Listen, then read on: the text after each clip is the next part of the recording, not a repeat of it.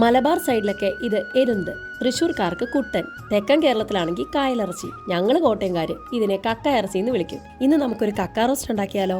വലിയ കക്ക ഇറച്ചി കിട്ടിയിട്ടുണ്ട്. അത് ഞെക്കി അതിൻ്റെ വേസ്റ്റൊക്കെ കളഞ്ഞ് കഴുകി റെഡിയാക്കിയിട്ട് ജിഞ്ചർ ഗാർലിക് പേസ്റ്റും ഒരു 1/4 ടീസ്പൂൺ മഞ്ഞൾപ്പൊടിയും ആവശ്യത്തിന് ഉപ്പും ഇട്ട് നന്നായിട്ട് ഇളക്കി യോജിപ്പിച്ച് ഒരു ഗ്ലാസ് വെള്ളം ഒഴിച്ച് വേഗം വെക്കണം.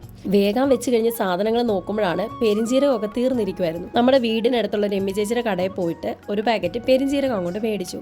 എന്നിട്ട് തിരിച്ചു വരുന്ന വഴിക്ക് നമ്മുടെ ഇവിടെ പച്ചക്കുരുമുളക് നിപ്പുണ്ടായിരുന്നു. അത് ചേർത്ത് വെച്ച് എങ്ങനെ ഇരിക്കും എന്നറിയാൻ അതും കൂടെ പറിച്ചുകൊണ്ട് പോകുന്നു. ചട്ടി അടുപ്പിൽ വെച്ച് ചൂടാകുമ്പം എണ്ണ ഒഴിച്ചിട്ട് കടുക് പൊട്ടിക്കുക.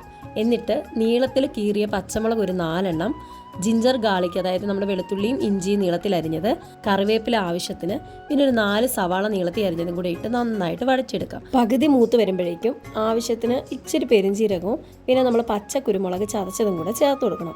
എന്നിട്ട് വഴറ്റിയിട്ട് ഒരു ബ്രൗണിഷ് ഷെയ്ഡ് വരുമ്പോൾ ഒരിച്ചിരി മഞ്ഞൾപ്പൊടി, മുളക് പൊടി, ഇറച്ചി മസാല, അതുപോലെ കുറച്ച് മല്ലിപ്പൊടി നിങ്ങളുടെ ഇഷ്ടത്തിനനുസരിച്ച് ചേർത്ത് കൊടുക്കുക. എന്നിട്ട് നന്നായിട്ട് വഴറ്റുക. എന്നിട്ട് നമ്മുടെ ഈ കക്കയിറച്ചി ഇട്ട് കൊടുക്കാം. നന്നായിട്ട് വഴറ്റി ഒരുപാട് കരിച്ച് മുരിച്ചൊന്നും ഞാൻ എടുക്കുന്നില്ല.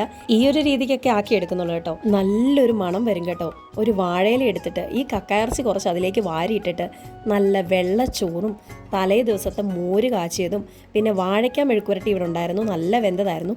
ഇത് 3ഉം കൂടെ ചേർത്തൊരു പിടി പിടിക്കണം. നല്ല രുചിയാണ്. ഞാൻ ഉണ്ടാക്കിയോണ്ട് ഞാൻ പൊക്കി പറയുന്നതല്ല. ഇത് നിങ്ങൾ മസ്റ്റായിട്ട് ട്രൈ ചെയ്യണം.